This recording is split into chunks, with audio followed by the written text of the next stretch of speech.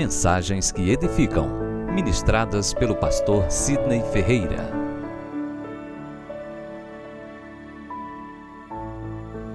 Glória a Deus. Meus irmãos, a graça e paz, bênção e misericórdia, glória e unção. Está melhorando. Vamos meditar na palavra. Eu creio que Deus tem uma palavra de bênção para as nossas vidas. E eu gostaria de convidar os irmãos a se colocarem em pé e juntos abrirmos a Bíblia em 2 Crônicas, capítulo 25, versículo 2. 2 Crônicas 25, versículo 2. Somente um versículo. 2 Crônicas, capítulo 25, versículo 2. Na realidade, ontem, ao ministrarmos a aula de teologia, em um momento muito agradável, juntamente com os alunos, essa palavra aqueceu muito o meu coração, ao ponto de sentir a direção, a instrução da parte do Senhor para compartilhar com a igreja e dessa forma partilharmos com os irmãos. Então, 2 Crônicas, capítulo 25, versículo 2. Assim está escrito: fez ele o que era reto perante o Senhor, não, porém, com inteireza de coração. Essa versão que está aqui na projeção diz: ele fez o que era reto aos olhos do Senhor, mas não fez com um coração perfeito. Senhor, nós rogamos a Tua bênção sobre as nossas vidas, porque bem reconhecemos que somos completamente dependentes do Teu agir e do mover do Teu Santo Espírito sobre nós. Vem, Senhor, arrancando todas as vendas que existem, atrapalhando nossa visão espiritual, para que venhamos contemplar a beleza, a riqueza e a maravilha que era a Tua palavra. Que a Tua palavra possa arder, aquecer, incendiar o nosso coração. Essa é a nossa oração, para que não venhamos viver de culto em cultos, mas de glória em glória. Não venhamos viver em cerimônias e cerimônias, mas de fé em fé. Que não venhamos viver de liturgias e liturgias, mas de unção em unção, através da revelação da Tua palavra. Essa é a nossa oração, em nome de Jesus. Amém. Os irmãos podeis sentar. Fez ele o que era reto perante o Senhor, não, porém, com inteireza de coração. Não, porém, com inteireza de coração. Meus amados, por meio dessa passagem, na realidade, por meio desse verso bíblico, nós aprendemos que os homens podem ver as nossas realizações, de fato. No entanto, sobretudo, Deus sonda as nossas reais motivações. Os homens podem ver e se surpreender com as nossas atuações. Todavia, Deus sonda as nossas verdadeiras intenções. Os homens podem vislumbrar e se deslumbrar com os nossos desempenhos. Contudo, Deus sonda o nosso real e verdadeiro empenho. E a história de Amazias, ela nos ensina muito sobre isso, porque ele era um homem temente a Deus, conhecedor da palavra, obediente à lei, envolvido com a obra. No entanto, não havia inteireza em seu coração. Que palavra tão forte, eu não sei como ela repercute no seu coração, mas reverbera na minha alma, porque antes de ministrar, nós somos ministrados pelo Senhor. E essa palavra tocou muito ao meu coração, para que a gente não venha cair nesse engano do ativismo, de estarmos ocupados, completamente envolvidos com a obra do Senhor e esquecendo do Senhor da obra. Vivendo na casa de Deus, mas sem viver com Deus dessa casa. Longe de mim, longe de vocês, longe de cada ministério, membro e ministros dessa nossa congregação, essa síndrome de Amazias, onde a Bíblia diz que fez ele o que era reto, mas não da forma correta. Fez ele o que era reto perante o Senhor, não porém com inteireza de coração. E o que significa inteireza de coração? Totalidade, plenitude, completude. O seu coração estava dividido entre o louvor dos homens e a recompensa de Deus. O seu coração estava dividido entre o Deus do povo e entre o povo de Deus. E ele tinha obras impecáveis, uma conduta ilibada. Não havia nada que viesse desabonar o seu caráter. A sua compostura era notória perante todos. Um homem cuja referência é admirável, cujo exemplo é extraordinário. No entanto, a Bíblia faz essa menção, que fazia tudo que era reto, mas não com inteireza do coração. Não com totalidade, plenitude, completude do seu coração. E aí, meus irmãos, Deus sonda o coração. Deus conhece o coração. E permita-me aqui tentar sintetizar, você não imagina o quanto isso é difícil, mas resumir a vida de Amazias, do rei Amazias. Essa era a nação de Israel, estava dividida entre o reino norte e o reino sul.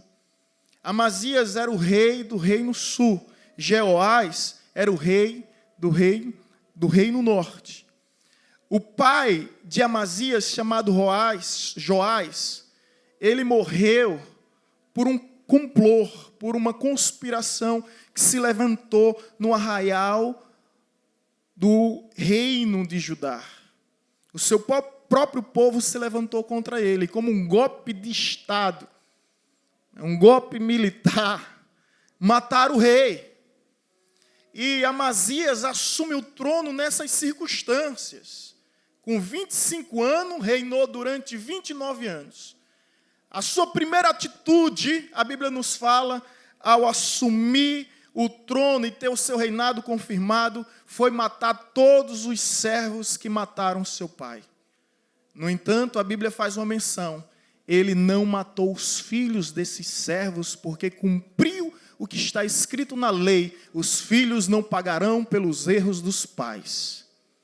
Ele foi atento, ele não permitiu, que a ira, que a raiva, que a sede de vingança o fizesse infringir as regras e ir além dos próprios limites. Ele foi atento. Mas com a prosperidade do seu reino, ele investiu em poderes bélicos. Ele investiu em um grande exército. E a partir daí, então, engrandeceu o seu coração com o anseio de conquistar determinados territórios sem a direção de Deus. E a Bíblia nos fala que ele faz aliança com 100 mil homens. E esses homens eram mercenários. Então, o profeta do Senhor vai ao encontro de Amazias e diz: por que faz alianças com homens ímpios? Não sabes tu que se Deus quiser livrar, Ele livrará? E Amazias, tementemente, obedientemente, servilmente, ele simplesmente desiste de levar esses 100 mil homens consigo e vai somente com o rei no sul para a guerra. E vence a guerra. Ele consegue destruir 10 mil edomitas.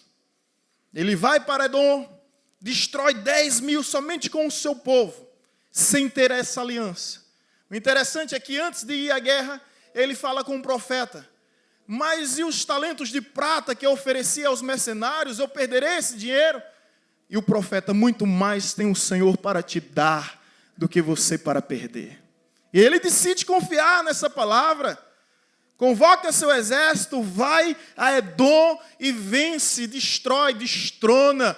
Chega a destruir 10 mil edomitas. E volta vitorioso. No entanto, permitiu que o seu coração se engrandecesse diante dos louvores, diante dos elogios, diante dos aplausos. Onde estava sendo ovacionado, o seu coração simplesmente se entrega àquilo.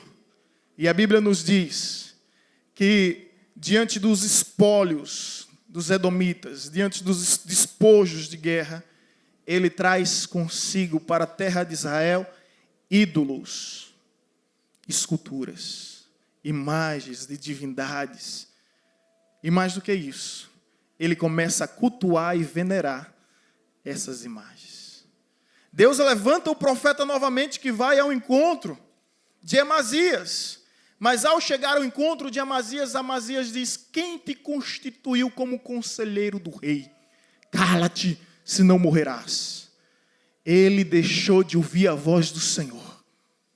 Para ele, diante do poder, diante das conquistas, diante da posição que vivia agora, ele já não mais se importava com a voz do Senhor, com a palavra do Senhor. E ele repreende e ameaça o profeta, e o profeta diz: eu me calarei, mas saiba que Deus destituirá-te do teu reino. E o profeta volta para sua casa, e Amazias, cheio de si, venceu os edomitas. O que seria Jeoás com o rei no norte? Nada. E ele simplesmente, a Bíblia diz, que o seu coração se envaideceu, que o seu coração se ensoberbeceu, e ele desafia o reino norte. Ele desafia o rei Joás. O rei Joás não tinha compromisso com Deus, não tinha aliança com Deus, estava completamente perdido. Mas em meio a essa guerra, para punir a ousadia de Amazias, a Bíblia diz que o reino norte veio ao reino sul, que Jeoás veio a Amazias, destruiu as muralhas de Jerusalém. Presta bem atenção, irmãos, que essa história é muito forte. Destruiu as muralhas de Jerusalém, saqueou, extorquiu os tesouros da casa de Deus, do templo sagrado, invadiu os palácios reais, roubou tudo que lá havia e levou mulheres, concubinas, como reféns. Levou homens como reféns. E agora Amazias, na sua terra, arruinado, fracassado, desmoralizado, envergonhado. O texto de 2 Crônicas 25 começa falando bem de Amazias, mas termina falando mal. O texto nos diz que os seus próprios homens conspiraram contra ele. E ele, com medo, fugiu de Jerusalém. Os homens foram ao encontro, seus próprios aliados. Simplesmente, os versículos 28, 27, 28 são os últimos versículos. Esses homens mataram o seu próprio rei Amazias. E o versículo 27 vai dizer muito bem por quê. Depois que Amazias deixou de seguir ao Senhor, conspiraram contra ele em Jerusalém e ele fugiu para Laquis. Porém enviaram após eles homens até Laquis e o mataram ali. Agora versículo 28. Trouxeram-no sobre cavalo e o sepultaram junto a seus pais na cidade de Davi. Ele morre semelhante ao seu pai Joás, por traição, pelo um golpe de Estado, pelos seus próprios compatriotas, conterrâneos, pelos seus próprios aliados. Parece ironia, né, irmãos? Mas um detalhe na morte dele, que as entrelinhas nos revela do texto, é que ele é sepultado não como um funeral digno de uma realeza. Seu corpo é colocado entre os cavalos vão levando e simplesmente enterra na cidade dos seus pais. Até para morrer foi desmoralizado, até para morrer foi humilhado, não teve direito a nada. Agora, por que eu estou falando essa história, enfatizando na medida do possível todos os detalhes? É porque Amazias tinha tudo para ser uma bênção.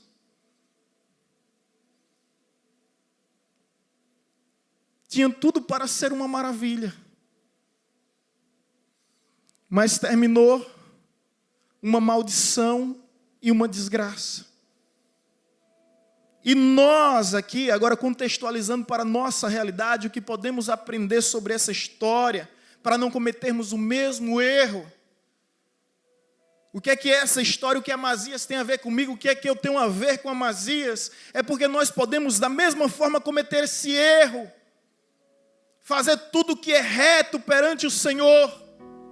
Visitar a igreja, cultuar nos cultos, conhecer a palavra, saber bem toda a liturgia, decorar a confissão de fé, recitar o credo doutrinário, ser uma bênção em todos os aspectos, humanamente falando, tocar, cantar, pregar, ensinar, ao ponto de surpreender os homens, de atrair aplausos, mas ao mesmo tempo Deus que conhece os nossos corações, Ele não olha para as nossas ações, mas para as nossas motivações.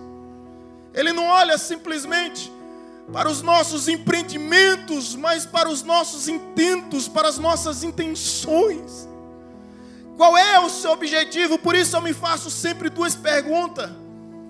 Não é o que eu estou fazendo, mas por que eu estou fazendo. Não é para que eu estou fazendo, mas para quem eu estou fazendo. Eu sempre me faço essas perguntas. E vivo esse conflito comigo mesmo para não viver, para não ser tragado por esse erro, por esse mal que assolou a vida de um rei, que a Bíblia diz que fazia tudo que era reto perante o Senhor, mas não de todo o coração. E as verdades práticas que nós podemos compartilhar para nós aqui, irmãos, é, em primeiro lugar, você não pode esquecer em momento algum. Em primeiro lugar, repita comigo: Deus conhece as motivações do nosso coração. Deus conhece teu coração. Deus conhece teu coração. Deus conhece teu coração. E Amazias era aquele indivíduo, sabe, politicamente correto. Ele fazia tudo certo. Se fôssemos procurar um erro nele, não encontrávamos. Mas ele não fazia da forma certa. E com o tempo isso aconteceu, porque, como dizia Abraham Lincoln, ex-presidente dos Estados Unidos, você pode enganar uma pessoa por muito tempo, mas você não pode enganá-la o tempo todo. E essa é a verdade. Um dia a casa cai. Um dia a máscara, a maquiagem, ela vai se desmanchando, ela vai se derretendo. E ali vai revelando a verdadeira face que nós somos. E assim aconteceu com Amazias. E nós precisamos ter esse cuidado, porque a história está repleta de situações semelhantes a essa.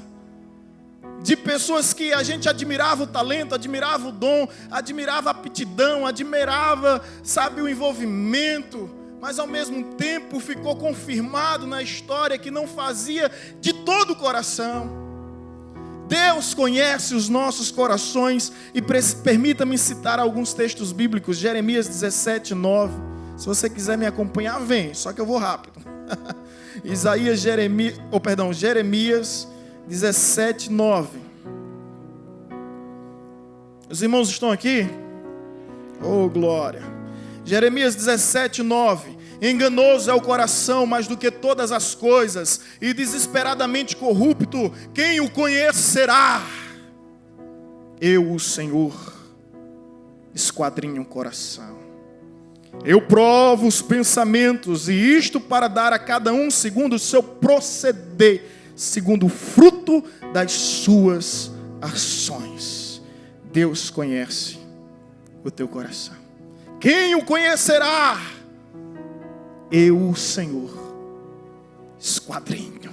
Mais do que qualquer radiografia, mais do que qualquer ressonância, Ele vai o mais profundo dos nossos pensamentos e do nosso coração, e Ele consegue identificar, averiguar, analisar o que é e o que não é. Amém? Deus conhece o teu coração. Deus conhece profundamente o nosso coração. Deus sabe o porquê você está fazendo e o que você está fazendo, para que você está fazendo e para quem você está fazendo. Foi pastor em Maceió e foi pastor em Recife, o Alexandre Ximenes. Foi pastor na Igreja Batista Betel da minha tia. E foi pastor, e é pastor hoje na Episcopal, lá em Boa Viagem. Ele é considerado por muitos o maior orador do Nordeste. É uma mensagem muito abençoada. É um pastor muito, assim, um homem de Deus admirável, a vida dele. E um dia, um pastor presbiteriano procurou o pastor presbiteriano Martorelli, muito conhecido também em Recife. Procurou o pastor Ximenes, Alexandre Ximenes. E disse: Alexandre Ximenes, eu estou com algumas dúvidas aqui. Eu não sei se eu faço doutorado na África para isso, ou se eu faço doutorado nos Estados Unidos para isso. O que é que o senhor acha? Qual é a sua opinião? Disse bem assim: eu só tenho uma pergunta a fazer.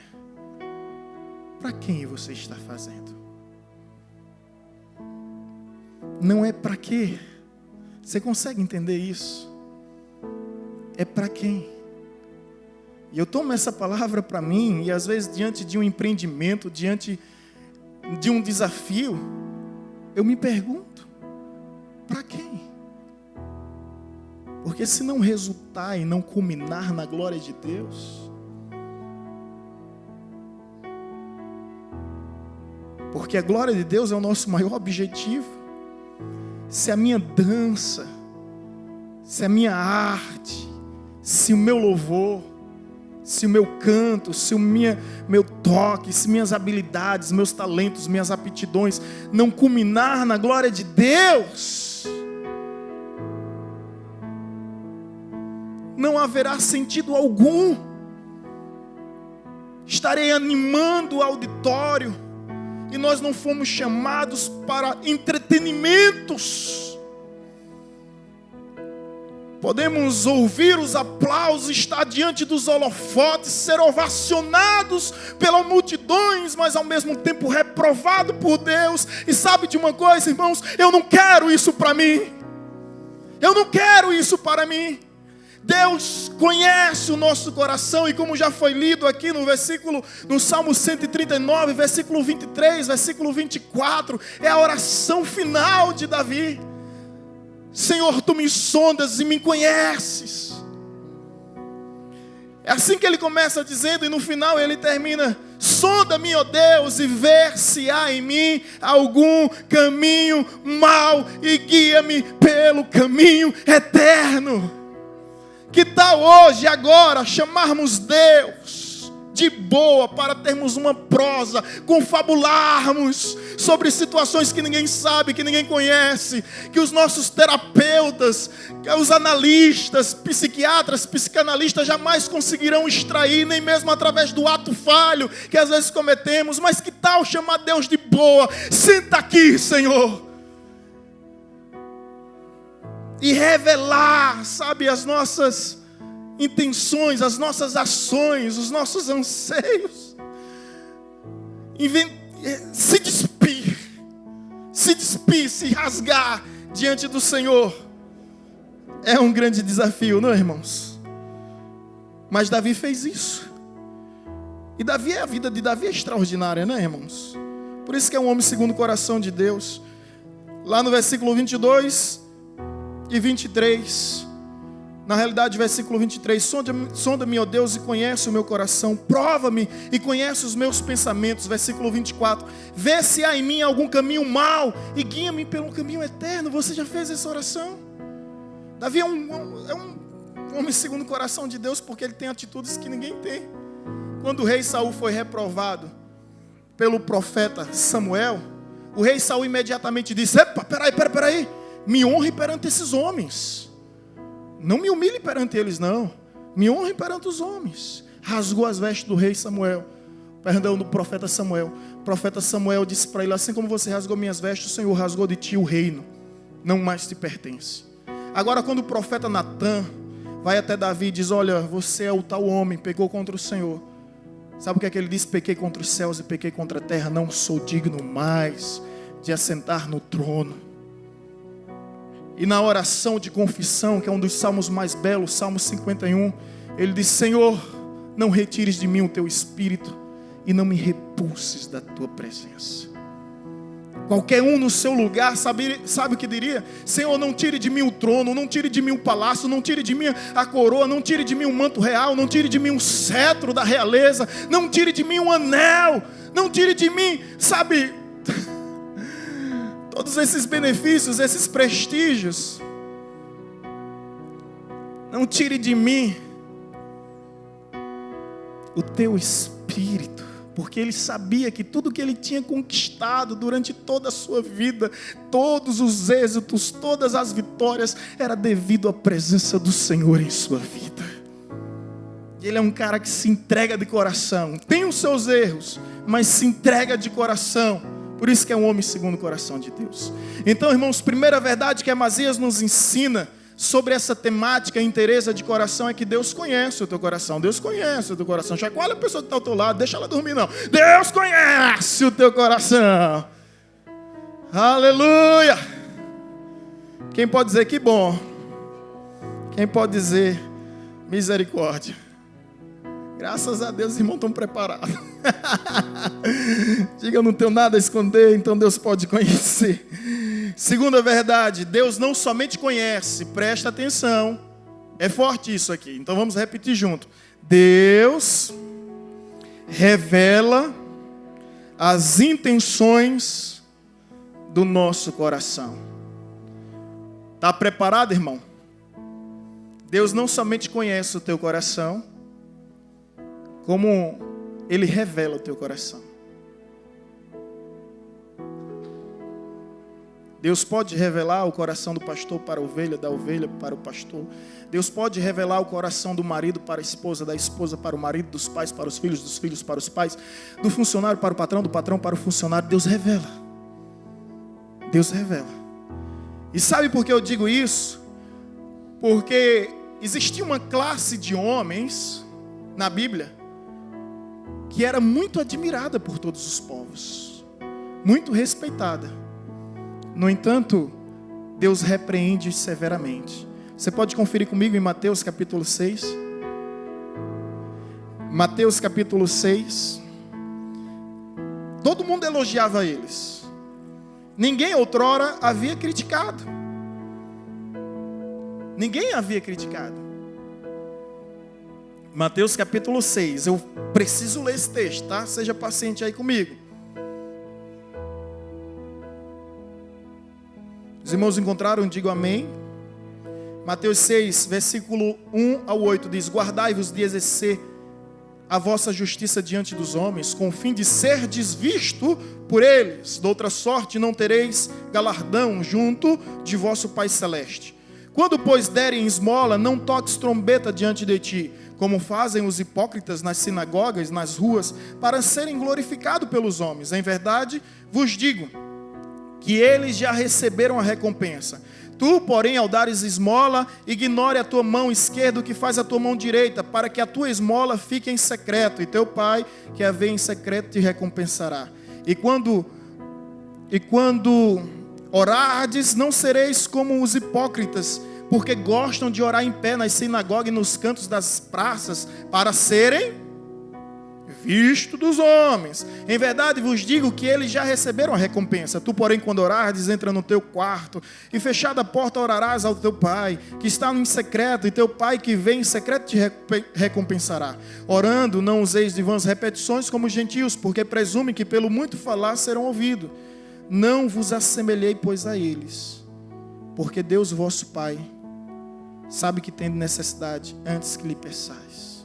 Tão forte isso, que em determinada situação Jesus disse o seguinte: olha, façam tudo o que eles mandam,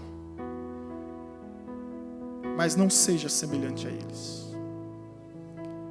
Façam tudo quanto eles mandam. Os camaradas tinham uma vida impecável, uma conduta ilibada. Não havia nada que viesse que desabone a conduta, o caráter, a reputação dos fariseus.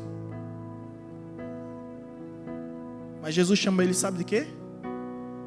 Sepulcro caiado. Por fora do mausoléu, aquela belezura, aquela formosura, aquela lindeza, aquela grandeza, né? Mas por dentro, podridão. É um corpo em putrefação e decomposição. Mas esses homens onde passavam eram aplaudidos, eram elogiados, eram venerados. Eles eram tão fiéis à lei que a Bíblia diz que eles davam o dízimo do moinho, do coentro. Ele dava o dízimo das coisas mais risórias, Mas Deus diz: olha, não seja semelhante a eles. Faça o que eles mandam, mas não seja semelhante a ele. Por quê? Você percebeu o texto, como eu fiz questão de enfatizar? Porque eles faziam para serem vistos pelos homens. Eles faziam para serem glorificados pelos homens. Qual era a intenção que havia no coração deles? Agradar a Deus, agradar os homens.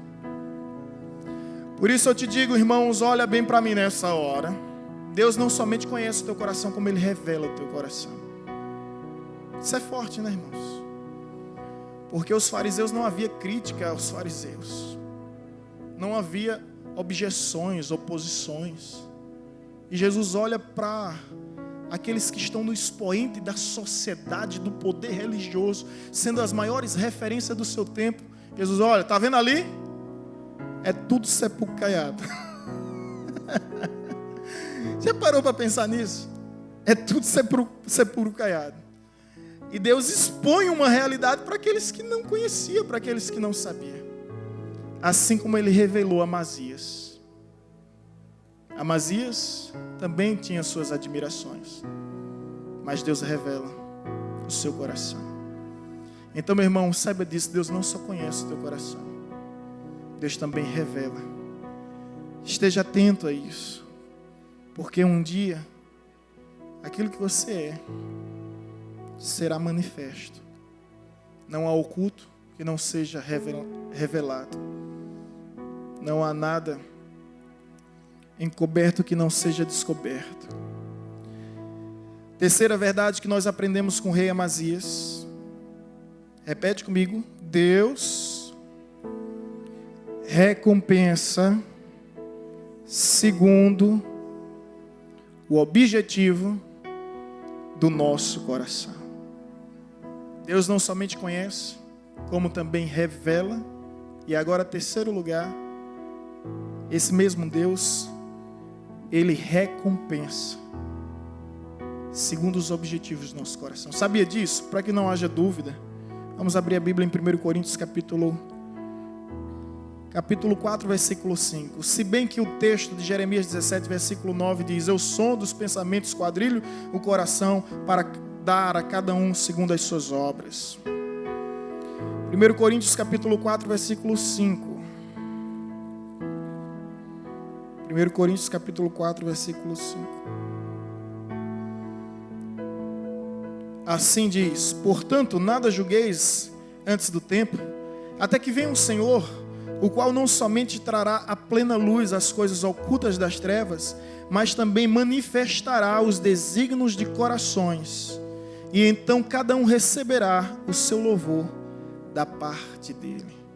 Ou seja, manifestará os desígnios dos corações, e então cada um receberá o louvor da parte dele. Deus não somente conhece, Ele revela. Ele não somente conhece e revela, como também Ele vai recompensar de acordo com os desígnios do nosso coração. Amazias morreu porque o seu coração já estava morto. Se o seu coração fosse vivo diante de Deus, ele jamais morreria da forma que morreu. Morreu uma morte repentina, inesperada, uma vida interrompida, da forma mais trágica, inimaginável possível. Traído pelos seus próprios compatriotas, abandonado e esquecido pelo seu próprio povo. Tinha tudo para ser uma história de vitória, mas tornou-se uma história de derrota.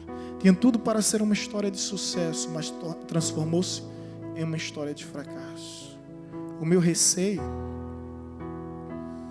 é que em algum momento em nossa vida possa haver Amazias em nosso meio. E para que isso não aconteça, eu peço a vocês de todo o coração, e me coloco também nessa mesma situação, para refletirmos no que está escrito em Colossenses capítulo 3, versículo 23 e 24. Vamos abrir? Esse texto está aqui, ó, do meu lado, mas eu quero que você abra aí na sua Bíblia.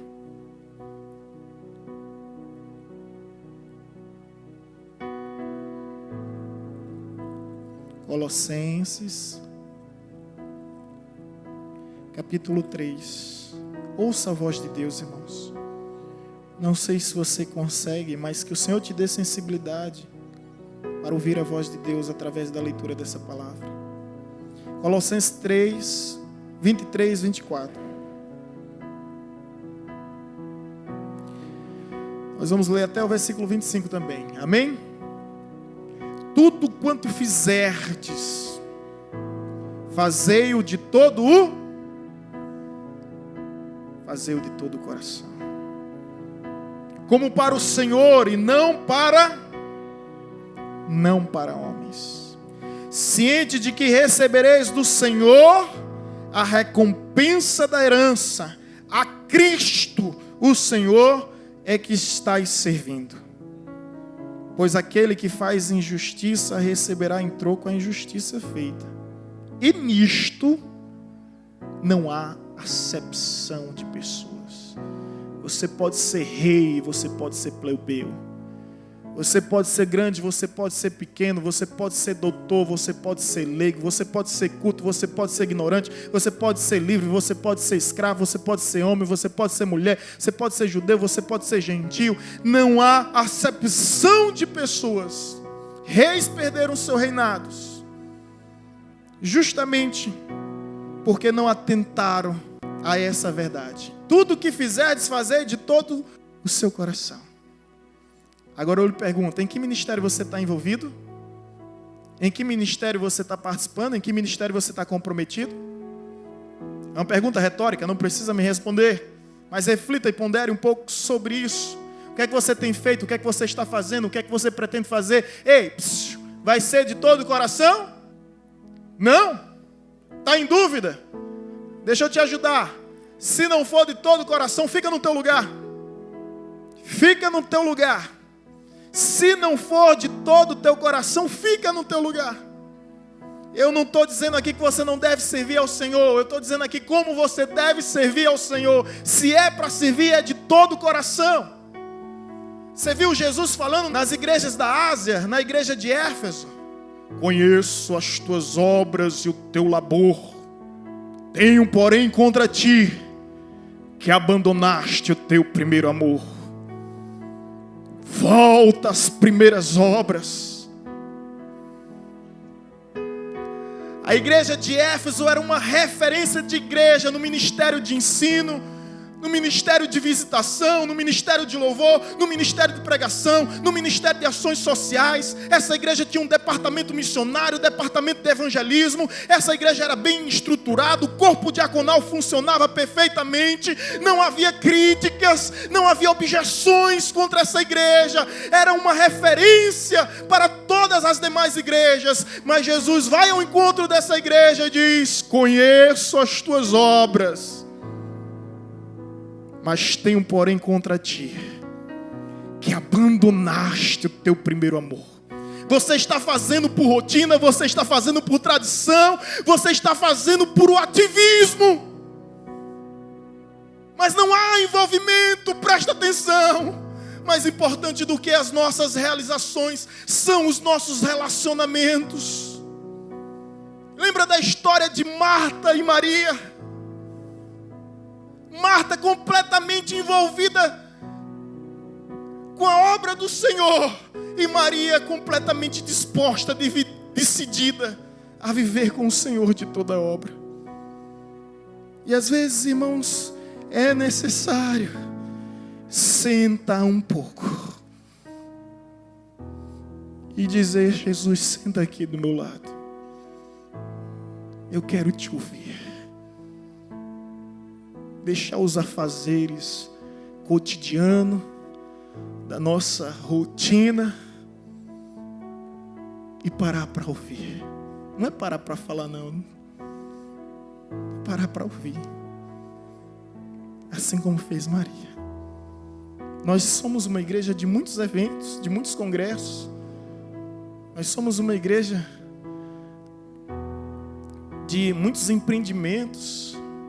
Mas eu tenho esse receio de não termos o nosso momento devocional com Deus, que é o mais importante. De repente estamos ganhando o mundo todo para Cristo, mas correndo risco de perder a nossa própria alma. Vocês estão entendendo? Amém? Amém. Posso ouvir um amém bem forte, bem alto? Essa é a verdade, irmãos. E eu queria que você olhasse bem, bem mesmo, fixo nos meus olhos.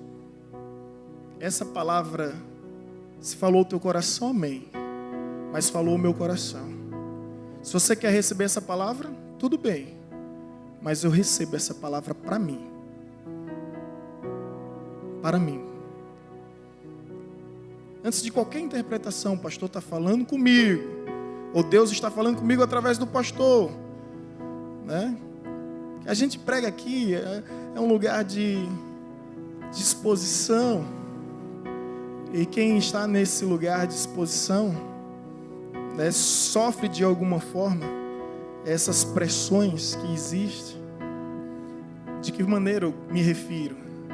Há pessoas que não conseguem entender a dimensão do Evangelho. Aí diz: o pastor está falando por carapuça, né? Não é assim que fala? O pastor está dando uma indireta ali do altar. Bom, não interprete como indireta, não. Interprete como direta. Se você pensa que é com você, não pense. Tenha certeza, é com você. O Evangelho confronta, incomoda. Nós não estamos aqui para te agredir nem para te ofender. Mas eu quero que você saiba dessa verdade. Essa palavra é para mim. Eu recebi essa palavra. Deus me consertou, Deus me corrigiu. Deus me chacoalhou com essa palavra. Para que Deus não venha dizer: fez tudo reto perante o Senhor, mas não com inteireza de coração. O que Deus espera de mim e de você é o quê? Inteireza de coração. Se você faz bem, agora você pode fazer melhor.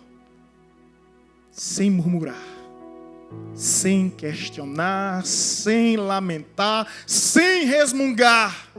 Porque você não está fazendo para mim. Você não está fazendo para o seu líder. Você não está fazendo para os homens, mas para o Senhor de todo o seu coração. Então, vi um copo descartável no lugar indevido. Ninguém está vendo. Precisa ver. A Bíblia diz que aquele que sabe que deve fazer o certo e não faz, que deve fazer o bem e não faz, é pecador. Então você vai lá e pega o copo, bota lá no lixo, né? Não precisa ninguém ver, não precisa ninguém saber. Sabe quais foram as maiores batalhas de Davi? Olha bem para mim, escuta isso em nome de Jesus. Não foram para defender suas ovelhas, foi para defender as ovelhas do seu pai. As ovelhas não eram de Davi, as ovelhas eram do pai de Davi. Mas o compromisso dele é o mesmo. O compromisso dele é o mesmo. De repente esse não é o seu ministério, mas saiba que esse é o ministério de Deus.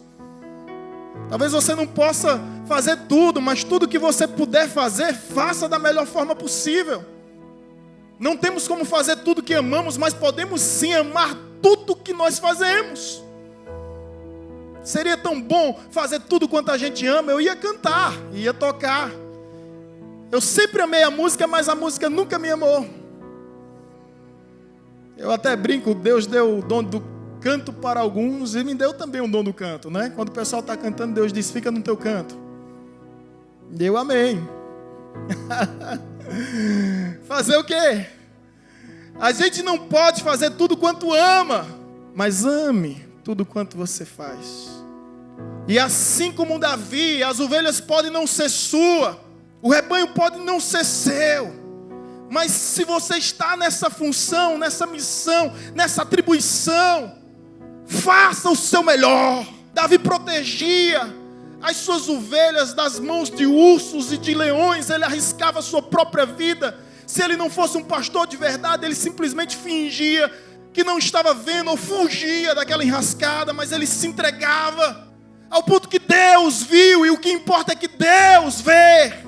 Seus irmãos não viam, não sabia, seus pais não viam, não sabia, ninguém sabia, ninguém via, mas ele está lá no anonimato, na certeza que Deus contempla todas as coisas, que os seus olhos estão em todos os lugares. E na hora de ungir um homem a ser rei para substituir o outro rei Saul, Deus escolhe quem? Um caçador? Não. Um guerreiro? Não.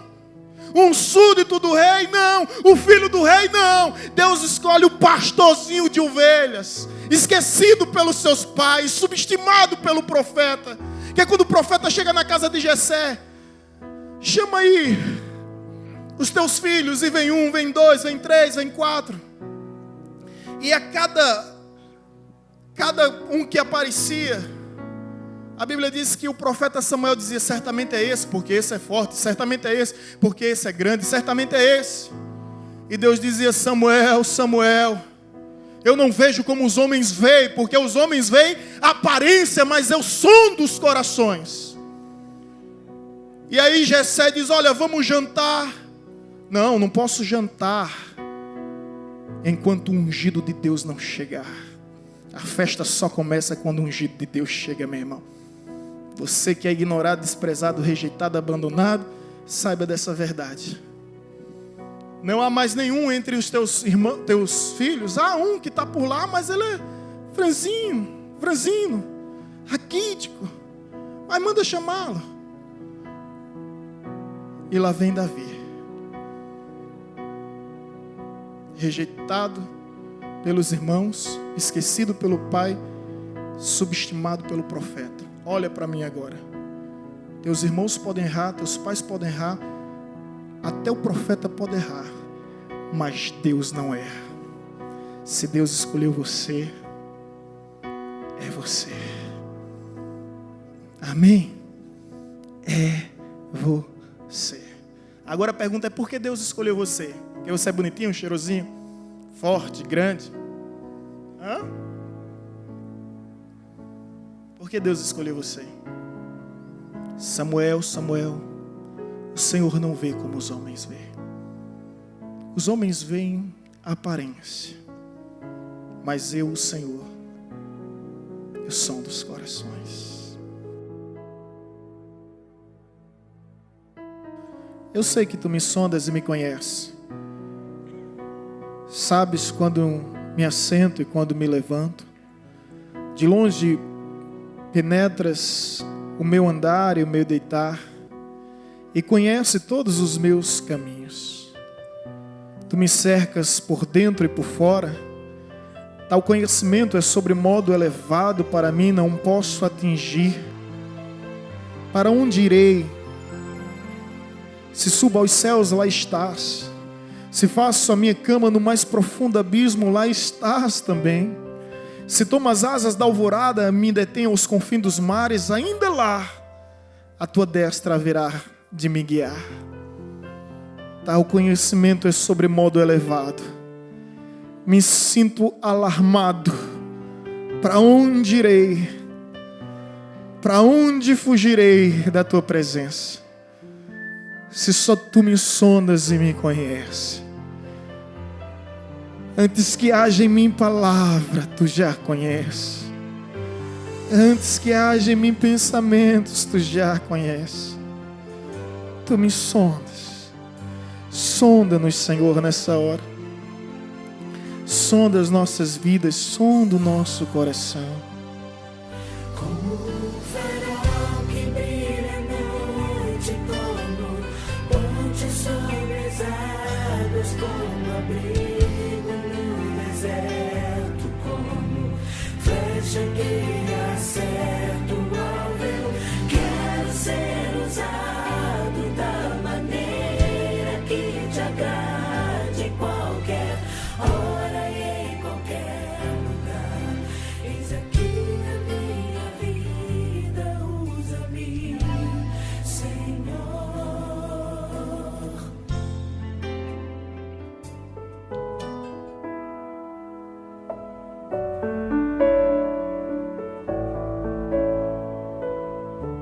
Você acabou de ouvir uma mensagem ministrada pelo pastor Sidney Ferreira, da Igreja Batista Evangelizadora.